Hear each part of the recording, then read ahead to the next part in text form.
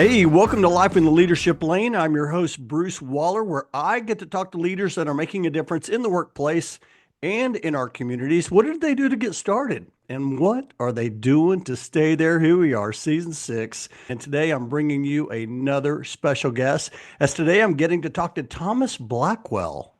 Thomas is the founder of Say, Do, Achieve. He's a best-selling author. We're going to talk about one of his books today, The Liberty of Our Language Revealed. He's also a keynote speaker. He's a trainer. He's a peak performance coach, and I'm so excited to have you on the show. How you doing, Thomas? Delighted to be here, Bruce, and honored. Thank you so much for having me. Appreciate all the good that you're doing in the world. Well, I'm excited to have you on. And I remember the last time I talked to you, I said, man, I got to get you on my podcast. People need to know who Thomas Blackwell is. To start the show out, though, I always like to reflect on when I met my guests. And for you, I want to see if you remember this. I'm going to say it was 2019 or 2021. You can correct me here. It was in Austin, Texas, and you were giving a presentation to the Texas SHRM chapter leaders. And and I got a copy of your book. You signed my book for me. Do you remember that? I do. I do. I remember it was downtown right there. It was a great meeting. Met some wonderful people like yourself that have carried on wonderful relationships. So great memory. I've got a copy of this book right here that There we're going to it is. talk about today, but you signed it. You said, Bruce, you are worthy of greatness. And I just looked at that and I was like, that's great language. I love that. We're going to talk about the power of that. But then I got to come see you speak at the Texas SHRM Global Conference later. And then we just reconnected recently in Fort Worth, Texas at the Texas SHRM meeting. So I'm excited to have you on and to get into this. I want for those who don't know Thomas Blackwell, I would love for you to share what does Say Do Achieve? Like, what does your company do? So say to achieve, say always has to do with our words. Do has to do with action, progress. And then the key is when your words and your actions are congruent, Bruce, you can achieve anything you want in life. And we've actually proven that. And that's my platform that I go all over the world helping people get congruent with their words and their actions, knowing the powers of both, and they can achieve any summit they want in life. So oftentimes, people they're saying they want to accomplish something, but they're not putting in the work. They're not putting in the effort to do it, or they're putting in the effort, but they're doubting, and their language is not congruent with that. And again, when you put those two things together, it's like magic. That's why I say to achieve. I Mhm. love that. I would love to hear kind of your story, the Thomas Blackwell story. Where did you grow up? And did you have to like practice this? Or did this come naturally for you? And then how did you get into the world of speaking? Why don't you just share your story? I didn't know it was an avenue, Bruce. Honestly, I didn't know it was a vocation. I didn't know it was a way to go, nor did I know that that's what I wanted to do. It sort of plucked me out of life and business, and really by the merit of other people saying, Thomas, this is what you should do. You should go. You should go speak. And I said, well, that's not really a job how I support my family. I thought initially, but apparently it is. So I've been doing that for a long time. But it's interesting growing up in kind of a small community out west in the Southwest there. I'm the youngest of three brothers. And so I was always competing in a way, you know what I mean? And that sort of thing. But something I noticed interesting enough as I've reflected is we would go to these family meetings, reunions, whatever, we'd get all together and they would say, Thomas, tell us a story. Thomas, tell us a story. And people would sit around and they'd have me tell a story. And I could tell the same story over and over again. And they'd say, hey, tell us the one about the this or that. And then they would get a kick out of it as if it was the first time I told it. And I recognized people were listening, when I'm talking. And then I started to get asked to speak at high school functions. And then going there, I was in a class in when I was in college, and I took a communications class because I thought this would be fun. I enjoy communication and I want to learn and that sort of thing. Well, you had to give speeches in this class, Bruce, and this teacher thought I was a genius, and I just got up and told, I spoke and I told some stories and some things like that in a format to explain something and the speech I designed basically. And she literally submitted my name to you have to get a recommendation for the brilliant classes, like the high learning classes and whatever you call those. That she thought I was a genius, and just like you have something here. And that was early on, just in college, and it was sort of the seed that was planted. But then I got into entrepreneurship and running my own businesses and things like that. And I've always done that. It's all I've ever known, is running my own show. And so eventually, when I had a pretty large insurance practice and three offices, over 100 agents and a multi-7-figure business. But we almost quit, and I turned things around after 2 years of struggling in a way. And all of a sudden, boom, we had some success. So what that afforded me to do is, in that company, there was 10,000 agents, and they would get together once a year at a big conference, typically in big venue places like Las Vegas. And so in 2004, in Las Vegas at the MGM Grand, I remember they called me and they said, "Hey, we want you to come up and talk at this conference and tell us how you did this, how you went from almost quitting to having some measurable success." And so I did, and they gave me 7 minutes and in front of 10,000 people. And I just gave my little 7-minute thing. But interesting enough, people started calling me after that, Bruce, and they started saying, "Thomas, we need you to come out to New York City. We're going to put 1,000 people in the room. We want you to tell you how you made that decision. Thomas, come out to Chicago, Illinois. We're going to put 800 people in the room. We want you to train us on how you did that. Thomas, come out to Miami, Florida. Come out to Alberta, Canada. 2-3 times a month, I'm on a plane. One guy says, "Hey, I'm going to come pick you up in my private jet, and we're going to do a little tour." I thought that was fancy. Again, didn't know what was really happening. And I'm just doing this. And people are saying along, "This is your deal, Thomas. This is your deal." You're moving people, right? You're moving them to action. You're moving them to succeeding. And I would see different people achieving different things in the company or on trips, and they would say, "Hey, it's because of what you said." Now I know that's not true. In a way, they had to take action. You know what I mean? Because 1,000 people heard what I said, but there's certain people that took action on it, and so they separated themselves. But nonetheless, I started getting this notion, this belief, really from other people, that this could really be a possibility. This really could do. And then I felt it got bigger on my heart. So eventually I sold my practice and started writing a book, because people said, "Thomas, if you're going to be a speaker, you got to have a book." And I thought, "Oh, golly, what would my book be about?" So what I recognize, Bruce, is in business and athletics and life and that sort of thing, and had the opportunity to play some athletics at higher levels, Division I tennis and soccer and that sort of thing. And I recognize that we bring about what we talk about, that I could tell who was going to win in life, even in business or whatever it might be, relationships, because everything was coming about what they were saying. And so with my athletes too, that I would coach, and myself, I recognize this very heavily, that if I can get a person speaking in a direction, they will follow that direction. And if they're speaking in a negative direction, they will follow that direction. So truly, you change your language and change your results. And so I also recognize that our words have this infinite power. I kind of have a radar that I may have mentioned to you. I call it the BS radar. And I can tell a person's BS in 60 seconds or less just by how they talk. I can truly tell what they're all about just by the words they say. And BS probably has a few meanings, but one that may not be the common belief. But when I say BS, I mean your belief system. So I can tell a person's belief system just by what they say and what they're all about. Now, interesting thing about a belief is a decision, Bruce. When you believe a certain way, you are deciding a certain way. And just to put some emphasis on deciding, Ralph Waldo Emerson, one of the great philosophers and of his time, he said, "When a decision is made, the universe conspires to make it happen." If our belief is a certain thing by what we're saying, we're also making decisions on what the life and things about things, and all of a sudden the universe is conspiring to make that happen, whatever you say. And so this became very powerful for me, and I started writing the book. And you mentioned it, The Liberty of Our Language Revealed. It came out in 2018, and all of a sudden we started the company, Say to Achieve.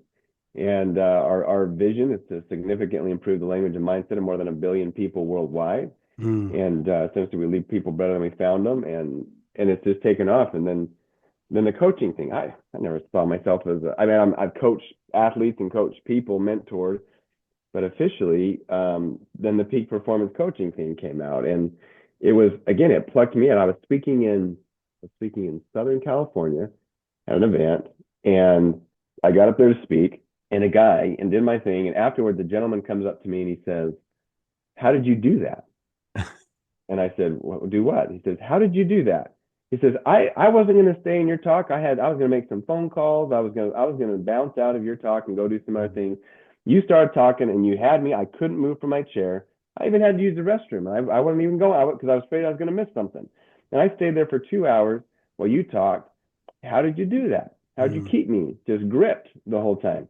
And I said, well, I have my methodology and my format and that sort of thing. And he said, well, teach me how to do it. I said, well, sir, I don't really have a program or a coaching program. And he just said, how much? How Mm. much? Just tell me how much. And I gave that gentleman a number, an investment number to get him to go away. Like I gave him a number that's like, he'll never go for this. Like, he's gonna be so big, like, go away. So I gave him the number to have him go away because I was just like, I don't have anything to offer this guy necessarily. And he said, done. And I'm serious, within 30 minutes, that entire amount of money was transferred into my bank account. Mm. He's, I'll give me your account number. And boom. So I said, I guess I just started a peak performance coaching company, Mm. or division. And that's literally how it happened. And so it's been very humbling and inspiring to me that I didn't choose this, it chose me. Mm. And I've just been along for the ride, and it's been a blessing. And it's not the case for everybody, but that's been my journey, Bruce. And so it is truly, I do what I love, and I love what I do. And I know that I'm in the right spot, and I'll always be doing it. I love that. This is so good. Oh my goodness. I've got three other brothers as well. We we all compete as well.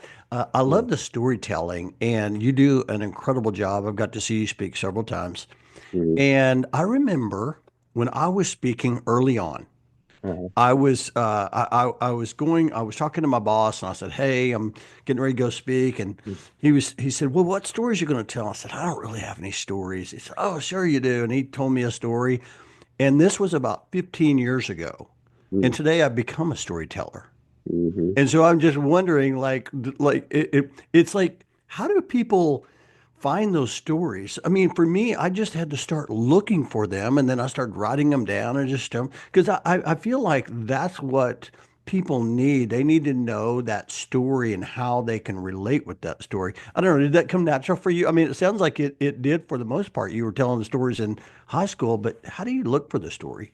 Yeah, I 100% agree with you. And it's, I believe just the people that are in the speaking world have an affinity for telling stories. It keeps people gripped. The moment someone starts telling a story, all of a sudden there's a perk up. There's, a personal Mm, example. Instead of, facts can tell something, but a story can essentially sell something. mm, And I'm not trying to sell them a product or a service necessarily, but I'm selling them on how they can be better, how they can be inspired, and that sort of thing. And so it's telling a story is like letting you into my living room. Let me tell you mm, about the time I met my wife. All of a mm. sudden, like, oh, I'm a little bit more interested now. And let me tell you about the why. Let me tell you about why I'm actually doing this business and what Mm, prompted me to do it. And then they're like, oh, okay. Versus, here's why you should do the business. Here's why you should do this or that. I love that. Um, but I'm with you. If a person, we have stories all around us, Mm, and the ability to capture them and then replay them as if people are there and can feel the presence there is the key. And so I have a vignette book, Bruce. Like this right here. I have a vignette book that I'm writing down these stories all the time. I have 137 stories in this story. Yeah. Yeah. A that is hundred. fantastic. Yeah, I can open up to any page and say, Thomas, tell me number 23. And I could tell you number 23. But I'm That is, constantly looking for experiences to relate to people because that's the connectivity. You probably have something the same. Like you've gathered your yeah. story I, somewhere. yeah. As a matter of fact, it made me think when you just held up that book. So Mm. what made me think about that was a lot of times too, we'll tell a story and then we start telling other stories and we forget our good stories. And it was some guy was telling a story about it's like going to a concert and you're going to see Journey and Mm. you want to hear that hit song. And it's like they don't sing that hit song. You're like, oh, that was a good concert, but man, I was hoping they'd tell that song. And Exactly. so a lot of times I feel like I was like telling the same story over and over. And so what I did was I wrote down, and I'm gonna hold this up. It's kind of hard to see, but I call it my 50 greatest hits. So I Love just it. started writing down the That's a titles to great the idea. stories. Yeah, and so whenever I go speak, I'll start, say, oh, where does this fit? And then also have hits written by other people. Because you Mm, might have told a story. I'm like, hey, you know what? I heard this story from Thomas Blackwell. I love that. Hey, I want to ask you a question around this BS, this okay. belief system. And I gave you some questions ahead of time, but sometimes you say things. I'm like, hey, people want to know about this. Are Mhm. people born with a belief system? I remember early on, I was bowling the U.S. Open in 1989, and I was Okay. so excited to be there. But when I finally got there, I remember I had so much doubt because everybody was so great. Like I was Hmm. good and a really good bowler in these local tournaments, Mm, but I get to the U.S. Open and all of a sudden I didn't feel that way. Talk mm-mm. about BS. Do people like can they trigger that? Maybe give somebody a tip that's listening today, the power of that BS. Yeah, well, that's cool. I'm sure that's a big deal to U.S. Open of anything, right? And that's congratulations. That means you're an amazing athlete in that realm. And so it is developed. We're born into essentially a belief system too. I mean, from the womb is my belief, and then so the environment and the factory that you grow up in also coordinates beliefs around it. Mhm. And I grew up in a way. Let me talk about finances, for example. A lot of people can relate to this and our music around money. I grew up in a home where the belief system is there's never enough and scarcity mindset. And my parents often got in arguments around money. And there was it seemed like from what they said, there was a whole lot of month at the end of the money. Mm. Does that make sense? And Hmm. so whatever it's called, paycheck to paycheck, whatever. But and and later I find out, they did have some savings and things like that, but they spoke like this, and so to us kids, it's like if you want something, you better get out there and bust it. And by the way, it may never be enough. And so where that shifted for me was in high school because there was a senior trip, okay, in high school, and the really wanted to go on it, but they were going to be a fun trip. I think out by the beach or something, and it was $300. Now this is back in 1996, so money is certainly has more value now, but it was a $300 trip, and this was a fortune to me, Bruce. I thought, how is it possible they're charging us $300? Who even has $300? That sort of thing. And so I was going to my buddy, and he's like, and I said, man, how am I supposed to afford this trip? Are you going on that trip? It's $300. And he said, are we talking about the same trip, Thomas? Because it's only $300. Like it's amazing. Oh. It's only $300. So his music, his belief system around money was totally different than mine. And I said, whoa, what? And he said, Thomas, I really want you to go on that trip. And I said, what are we going to do? He says, well, I'm going to go home and ask my dad if he'll cover your $300 because I know he'll cover mine. No big deal. And I'm thinking, what does your dad do? And he said, no, he's an entrepreneur. He runs his own businesses. And I said, is that legal? That word you just said, is that a legal word? Like, is he robbing banks or what's he doing? Yeah. Because my environment, we didn't talk about that stuff. We Yeah. didn't talk about achieving at higher levels or anything like that. So his dad was a general contractor, and in a weekend, we had to work for it, but in a weekend we scrapped out, cleaned out one of his custom homes. He Mhm. probably paid us more than was probably merited, but he knew we were wanting to knock it out, and we in there did our best job, and he paid us these $300, and so I earned it. But in a weekend, I thought I earned $300, so I started hanging out at his dinner table. And would you believe me if I told you that you could dream and you could be anything you wanted to be at his dinner table? Mhm. I mean, just every sky was the limit. And in my house, you couldn't dream, you couldn't talk, especially if money was involved. It got shut down so fast. And so you can see that coding, that scarcity.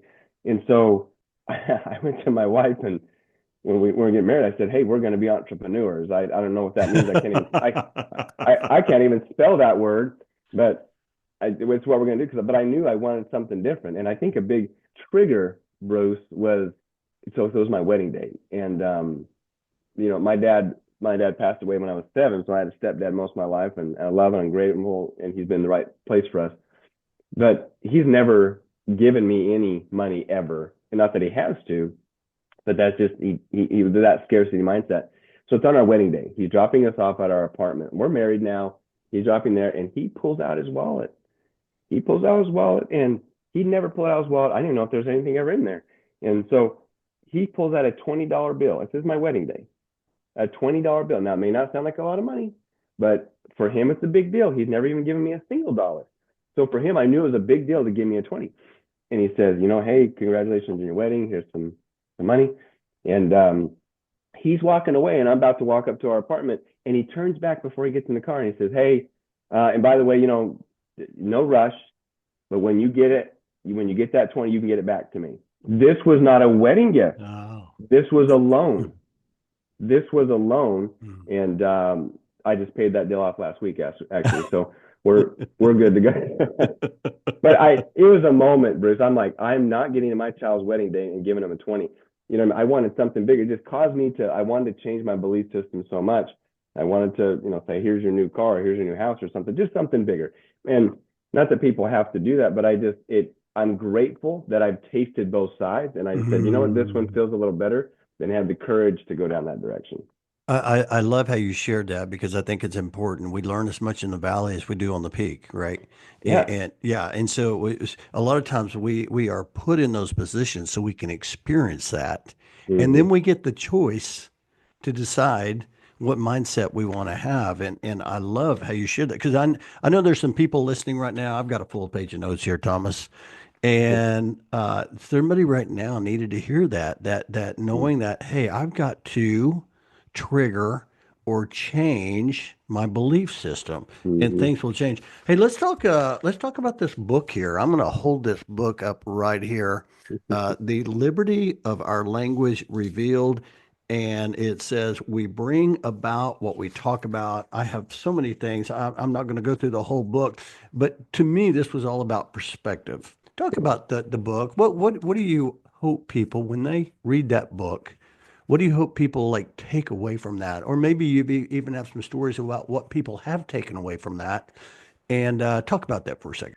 It has been so humbling and inspiring to see the results people are having. And when I started writing the book, I wanted a book within 12 months. I wanted it done. I wanted to launch it and go quickly. And I felt like this tangible feeling of take your time, Thomas.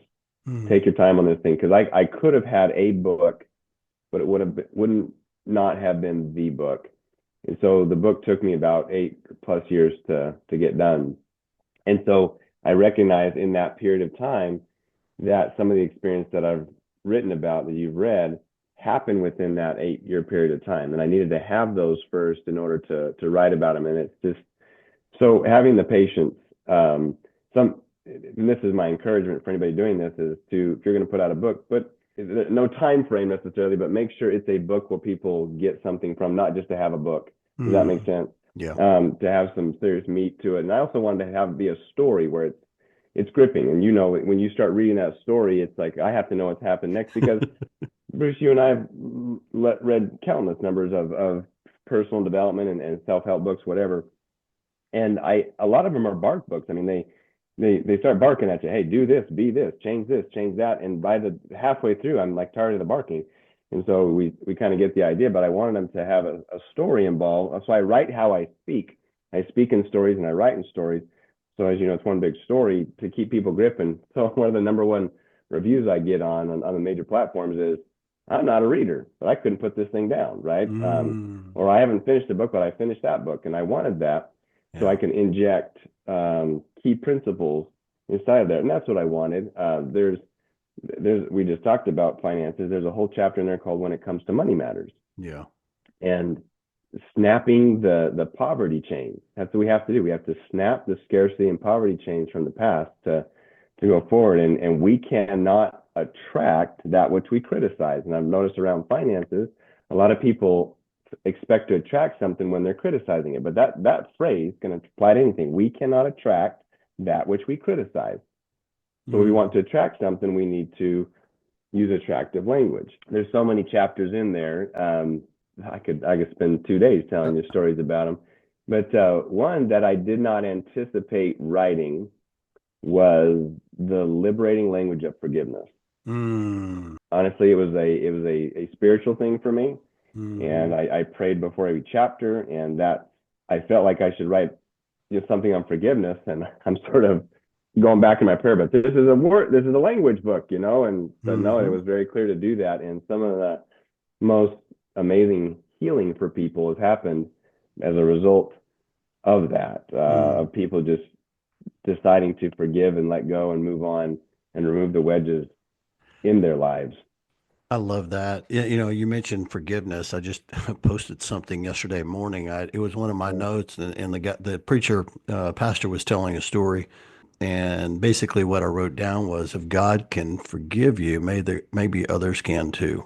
Mm, And it was so powerful, and it's language, the what you're talking about. Hey, mm, you also wrote down or wrote on this rate of vibration. mm, And I thought that was pretty powerful because a lot of it was around how you greet people, how you compliment people. I always even look at it as like working the room, when you're mm, networking, how you're showing up. Talk about the rate of vibration for a second. And because I'm sure there's people listening right now going, I really want to get better mm, in my whether it's increasing my energy level or whatever that is around people, because right. that's part of an attraction too, that energy level. Talk about that. Yeah, interesting enough, I talk about the rate of vibration of our daily greetings. And some people say, well, Thomas, what is vibration? You know what I mean? What do you mean by that? And Albert Einstein perhaps said it the simplest and best I've ever heard. He said, everything in life is vibration. Mm, Everything is life is energy. When you are a high vibration, there's beautiful feelings like hope and gratitude and joy and compassion and peace and calm and curiosity and courageous, confidence, excitement, optimism, celebration, all these things that we want in life, all these things that say, hey, Thomas, I want a taste of that. That sounds pretty good. That's a high vibration person. It's attractive. People want to know, hey, what's going on in your world? Give me a little dose of that, right? Low vibration is the opposite. You know what I mean? So it's those feelings of sickness, stress, anxiety, mm, overwhelm, disappointment, boredom, anger, jealousy, worry, doubt, rage, irritation, that sort of stuff. And so if I had to say, Bruce, which one do you want to have a dose in your cereal in the morning? No doubt you'd want the high vibration, right? Nobody wakes up and say, I hope things get worse for me today. But the vibration, if I had to give a phrase, I would say our thought and our words create vibration mm, that travel outward into the universe, and they attract similar vibrations that manifest as circumstances in our life. So again, our thoughts and words create vibrations that travel out into the universe and attract similar vibrations and manifest as circumstances in our lives. mm, So what I've found is that a person can create a high vibration just by how we speak. And where's the commonality that we're commonly speaking? It's our greetings. So that's why the chapter is mm, the rate of vibration of our daily greetings. So I can raise a person's vibration to that higher state just by how I respond. If I said, how are you, Bruce, this or that, people are commonly saying, good, not bad. mm, I've even purposely, people say, I'm not too bad today. Like, you're bad, you're terrible, but not too bad. Like, how was that conference? How was that show? How was that, whatever? How's your marriage going? Not too bad. Like, it's like, where does that even come from? It's ridiculous, right? But that's a very low vibration versus a higher vibration response. It's fantastic, phenomenal. Every time I check, it's amazing. You know what I mean? Two steps above incredible. And so I list these in the book of how you can erase, just change your response to people, and you'll change the vibration around you, and you'll attract more positive circumstances. I mean, simply put, positive response, mm, positive vibration equals positive circumstance. Negative response, negative vibration equals a negative circumstance. Nobody wants a negative circumstance, mm. but yet is our words consciously congruent with what I actually want? And that's so I think what my book does for a lot of people, but it's just bring consciousness. Like, Yeah, wow, what can I so change? good. So It's so good. Oh my goodness, it's so good. The forward it was actually written by David Bayer. yeah, He also mentioned that whenever you call him, you ask, how incredibly great are you? That's right. Like it's and so I had something written down that says people act how you speak to them. Right. And I want to share this. I want to talk about this just for a second, kind of the last part of the book here I want to talk about because there's so much we could talk about. But True. there's people listening right now. They're leading a team. You know, they are, they have their ups and downs and all arounds when it comes to leading people. You know, some days are great and some days are better than others. And but when you put in there, people act how you speak to them. Mhm. And talk about that. Like, how can people, like, I don't know, maybe start making that a practice to maybe change that a little bit, when it comes to the language that they're using. Talk about that for a second. Yeah, thanks. So, and thanks. David's a dear friend, the guy who wrote the foreword, David Britt. In fact, it's interesting. He and I are on a call 30 minutes after you and I talked today. So Okay. he's having a big He did a phenomenal event. job. Yeah, Ray, he's a dear friend, and he's one of the best mindset coaches on the planet. And he has a big event coming up in Round Rock, Texas. I'm speaking at, sort of coordinating those details. That it's actually a chapter, and it's called "People Tend to Act How You Speak to Them." Mm. And I'm going to add another component of that. So people tend to act how you speak to them and about them when they're not present. Mm. So I don't know where we learned this notion that I want somebody to change magically to a positive person by speaking critically or negatively about them, whether to their face or behind their back to other people. And you're expecting them to change. Nope. You want them to change. You change how you speak about them. And this is, we're just having a big political situation, a presidential election. It happens a lot. People expect the political realm to change by speaking negatively about them. No, Mm. you find the good. You'll find whatever you're looking for, Bruce. If you look for the good, you'll find it. You look for the bad, you'll find it. Mm. We literally find what we're looking for. If you want people to change how you speak to them and about them. So let me give you a quick example. One of the gentlemen I've coached, he owns a very successful company in Cape Town, South Africa, and he started coaching with me, and he said everything's good, but something came up like, oh my neighbor, I just saw her out there. She is the worst neighbor. She's so negative. She's so mean to my kids. She's this, that, and the other. I mean, just beating her. I've never even met this woman, and he's just beating her down. And I just said, you know, Charles, I'll call him. Charles, is that what you want? Mm. Do you want her to be like this? Do you want her to act like this? He's all, of course not. What a silly question. I said, well, you need to change how you speak about her then. I've never even met this woman. But why are you giving me this notion of how she is? And I don't even have my personal experience. So I also only trust my personal experience with people, not my personal perspective of them, not what other people say or do. And that's one of the first stories I tell in the book, changing your perspective. And so I said, let's put this to work. And I said, you only start speaking positively about her. Not only that, go out and speak positively to her, just saying, hey, I'm just so grateful you're my neighbor. Would you like to come over sometime for lunch or something like that? He's like, I'm not sure if I can do that. I said, you'll get there. You watch what happens. You speak kindness to her and see if she acts differently in your mind. He started doing it. And I'm serious, she's over for Sunday dinner every week now. Like I have the best neighbor, he says now. From the worst to the best. Why? Because he changed how he spoke to her and about her. And he Mm. changed the perspective about everything. So the universe starts going to work to make that happen. And you can't separate them. Like she's in her elderly years and he takes care of her and it's just this amazing thing. Same guy. Golly, this story just came up. So same guy. I married my wife, but yet my father-in-law and I can't even sit in the same room. Mhm. Her dad thought I was a loser. He thought I couldn't support his daughter. You know what I mean? And now he owns like $100 million company, so he's doing okay. But but all these things that just she was an attorney. She's like just he didn't give the blessing to the marriage, okay? But nonetheless, it's like if you want to marry this guy, go ahead. But I'm just going to do it begrudgingly. They couldn't even sit in the same room. I'm serious. And they avoided each other at all costs. This is several years into their marriage. And he's telling me about this. I said, let's do the same thing. Work for your neighbor. Let's work it for you. I want you to speak positively about him. Be grateful for him. Only speak love and gratitude. In fact, give him a call. Sometimes just say, hey, I just want to tell you what a beautiful daughter you raised, and I'm so Mm. grateful to be her husband. And I had to put him on the schedule and do it. He's, I'm going to do it, and he did it. They go to lunch once a week now, That's like they're best fantastic. buddies.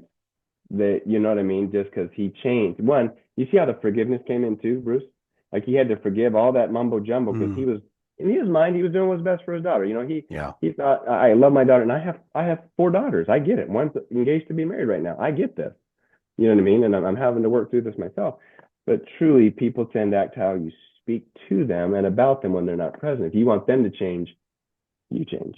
This is so good. This is so good. There are people right now that are going to be using this. I love all of this. I want to ask you about your keynotes. I don't know, how many keynotes do you speak a year?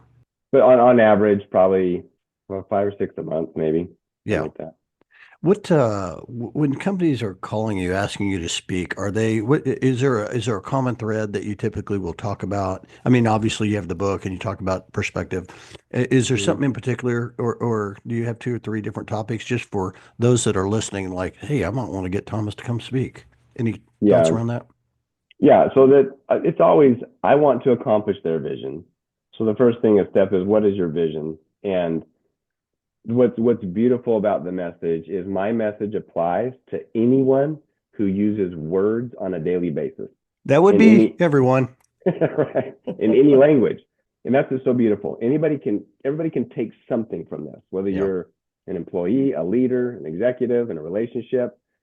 Um, and it's truly humbling to me. And it's immediate, Bruce. Like it's not a hey, try this for 6 months and see if this works. It is literally immediate. Like people can start using it today and they'll start seeing the vibration go up. They'll Yeah. start just changing that way. And so it just keeps going. So as I speak places, I just keep getting more and more because they're like, hey, Thomas, we live out in Montana and they use words out there too. You ought to come speak to them, you know? That's So, fantastic. I love all this. I always like to, I wrote the book Find Your Lane. I always like to ask people like when they mm, found their lane, mm, their purpose, their calling in life. I mean, you started this, you took us from when you started and the doubt and the scarcity and like early on, it's like, oh my gosh, am I going to make it entrepreneur? I think mm-hmm. was there a moment when you said, man, I found my lane, I found my purpose, or were there moments, anything you can recall? Absolutely. And this is one of the most crucial things. So kudos to you for writing that book because it is the common thread of people being fulfilled at the highest level in life, Bruce. I absolutely believe that. And we can prove that in a lot of ways. So just awesome job for having that inspiration. And I guess I'm excited to read your book too because it's such a great thing to talk about. I've heard about I love to study successful people, what makes them successful, what makes great people great. I'm a connoisseur of that. And I was just listening to a couple of speeches recently. There's some successful people in business who are so Bill Gates and Steve Jobs, both successful in their own right, gave commencement speeches. Mm, And I know they didn't coordinate, but both of them said essentially the same thing that you find what you love. mm, You absolutely make sure that if you're going to turn a vocation, something out of vocation, it has to have that thread that you must love it. You must be fulfilled. If otherwise, you'll be a bit unfulfilled, and that was the key. So where did I find mine? There's a great phrase, a great saying. It's a spiritual gentleman. He said people will work hard for money, but they'll work harder for another person or culture. Interesting. mm. But they'll work the hardest of all for a cause they believe in. And so there's these three levels of yes, you'll put some effort towards money, but you'll put actually more effort if you feel good in the culture. And so I'll speak to leaders about that. Do people feel good working with you or for you? And then, but the highest level is working for a cause they'll believe in. They'll put the most effort if they can get clear, if they have a cause and they wrap everything else around that.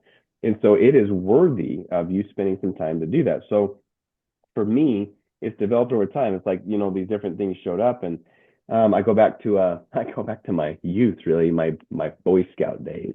I was a I was a Boy Scout and Eagle Scout. In fact, what people may not even know what that means, but it's the highest thing you can achieve in that system.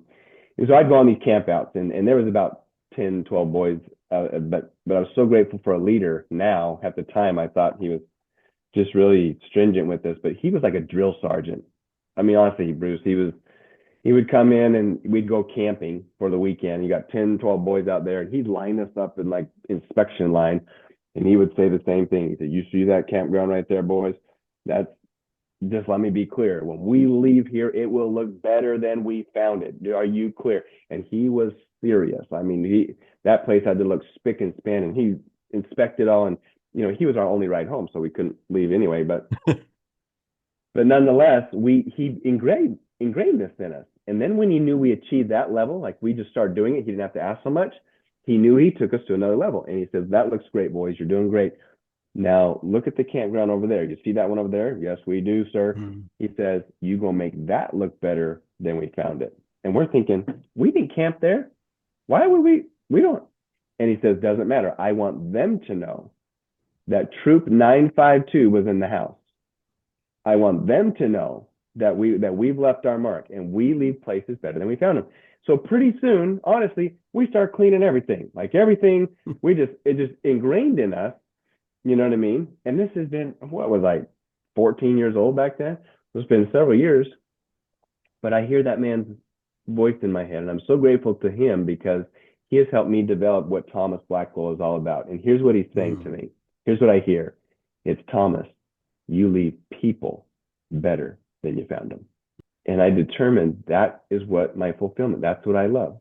That's what I love to do. And so speaking, writing, coaching, that's all I'm doing, Bruce. I'm just leaving people better than I found them. And you can do it quickly with the rate of vibration daily greeting. You can do it, but if it doesn't involve that, I'm not interested. I will never put myself in any place. It's my number one thing. So it has to be congruent with my lane, like you would say. And if it's not, hey, go somewhere else. You know what I mean? It's just not part of me. And I help companies, interesting enough, get in their lane too. What's their core values? What's their that sort of thing? Because the core value, I believe, is like the bumper plates on the bowling lane, right? You never get a gutter ball if you got bumper plates, and the core values can keep people in that lane. But that is so crucial. I'm so glad you brought that up. People, you take time to figure out what are you all about, and it must involve that. Otherwise, you have the courage to say no. Troop 952. That is fantastic. I wrote down three things: money, people, and cause, and people culture. And I'm just sitting there going, man, I got like chills. And you sharing that story. Love, love, love that. The liberty of our language revealed, we bring about what we talk about. Thomas Blackwell. I'm going to put the link to the show notes for this book. You are going to want to pick up a copy. If you get an opportunity to have Thomas come speak, you definitely want to do that. This has been so good. I'm going to shift over here to It's Time to Accelerate. I'm going to ask you just a few fun questions as we wrap this up, man. I mean, this could be a 4-hour conversation, Thomas. This is fantastic. Okay, I'm going to ask you 3 or 4 quick questions. First one is, what's a habit you've applied that's made the biggest impact on you? Habit that I apply is the biggest impact on me is my response. There's a formula I talk about called E plus R equals O, and it stands for the event plus the response equals the outcome. The only thing I can control is that response. I can't always control the event. But when I changed my response to what I wanted instead of what I didn't want, my outcome started changing. And so that ability, that muscle of constantly developing that, you know what I mean? I travel a lot. Like I'm on planes. I don't ride my bikes to these places. And I sometimes the captain will come on and say, "Hey Thomas," or "Hey Thomas, hey to everybody, we just found a mechanical error on the plane and we need to fix it. It's gonna be about a 30 to 40 minute delay." Man, Bruce, I just take out my phone and start filming people. Like, he just gave us the event. What's your response to that? Some people, you thought he said, "I'm gonna destroy your entire universe." You know what I mean? Because they're up in arms and like he just said something terrible. And other people are like, whatever, we'll make it. And I'm thinking, my response now, and I've gotten better at this, is I'm so grateful they found the mechanical error on the ground and not in the air. Like, thank you. Like, thank you for blessing our lives that way. But again, one event, your response, but that habit right there is a game changer. It'll change your whole world, that we have the response ability to determine our own outcomes. The moment I give up that, I become powerless. So good. Oh, that is so good, man. Okay, a couple more questions. What are you looking forward to most in 2025? I mean, you speak a lot. You got a lot going on. What's maybe one thing you're looking forward to? Several things. The one that came to mind as you said that is I often get asked. Often I'll speak for an hour or 2 hours and do a foundational workshop, and I think that's where we've met. And but people are asking for more, and so I am putting on to 2 full-day summits Hmm. called the Say Do Achieve Summit, where it's literally 7 to 8 hours a day with me, where I can go through, and this is an implementation workshop, get you excited about the foundation, but literally get in there and make something happen. I'm doing one in April and November. And so, super excited about that. We're 2 days. It's me and you. We can get in there and get deep to where you're not just hearing about it, but you're implementing it and taking action. So people can learn about that if they went to my website, thomasblackwellspeak.com. And if the best way is to get to where you receive my free weekly inspirational language tips, my emails. You probably get those every Monday morning, but there you'll be on my list. And when that happens, we're about to put out the April event here shortly. People can have those, but those are free, and that way I can stick with you every Monday. I can help you change your language, change your life. I wrote 101 of them. I wrote 2 years worth. So you'll go through those, and then you'll go back to the beginning when you're ready. But that's the way we can stick together. But go to my website and sign up for those. Yeah. Fantastic. And I'll put that website in the show notes, and maybe we can also get a copy of the link where you can just go straight to the link as well. Hey, last question I have here. Thomas Blackwell, 10 years older. He's around the corner and he's knocking at your door right now, and you're going to go answer that door. What's he going to say to you? One is going to say, thank you for following what was placed on your heart, having the courage to do that. Mm-hmm. And then number two, I believe, because I've thought about this, and I would go back to my younger self and say this, that you're exactly where you're supposed to be, Thomas. Mm. Every experience you're having right now is qualifying you for your next opportunity. And if you skip it, you're not qualified for the next thing. Oftentimes we think, things are good, but I'm not where I want to be, or I'm not where you know what I mean? They're just always not satisfied with here. And I appreciate that you want to achieve more things, and I absolutely encourage that, but also the importance of living up where you're at in the present, because it is qualifying you for your next opportunity. And if you take that away, you are not qualified. Well, I want to own a big business, but I'm just working for the business right now, so I'm not where I want to be. No, you need to have that experience to qualify you for the next one. So all these experiences that I had before speaking, I speak about as a speaker. That's a wise 10 years older Thomas Blackwell. This has been so much fun. I love that. People ask me, how long did it take you to write your book? And I'm like, well, to actually put the words down, it took me a year or so, but it really took me my whole life. Because Yeah. if I had to get to this point, I love that. It's been so good. I've enjoyed this so much and appreciate you coming on and sharing your wisdom. Hey, okay. So you mentioned earlier, if somebody wants to connect with you, Yeah, Thomas Blackwell Speak at singular.com. speak. They can in any major search engine put in Thomas Blackwell, that'll go to my website. There's also Say Do Achieve is one of the websites, but all goes to the same place. That's a great place. Look, I want to serve you, and the best way I can do this is my free weekly inspirational language tips. So just you put your name and email in there, and you'll get a weekly email from me on how you can change your language and change your life. We'll also be in touch. My book is on there. I will, if you get it on that site, I will sign it for you, and happy to do that. Of course, it's on major platforms like Amazon, but I don't sign them on Amazon because I don't see those. But also, it's a lot of people consume books through Audible and ebook that, people say, I don't like to read. I said, I'll read it to you. Yeah. It's on Audible. You know what I mean? But I recommend getting a personal copy because, as you've seen, it's kind of like a workbook. After a chapter, you write some things and it becomes your workbook, and it becomes very precious to you. So I'd delight to stay in contact that way, but go sign up for the free weekly inspirational language tips, and the book, when applied, will change your life.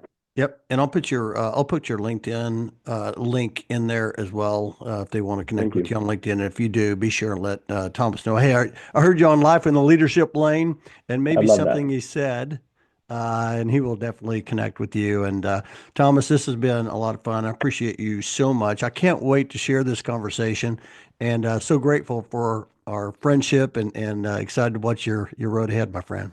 Delightful. Thank you so much, Bruce. Appreciate you. Awesome. Okay, I'll talk to you later.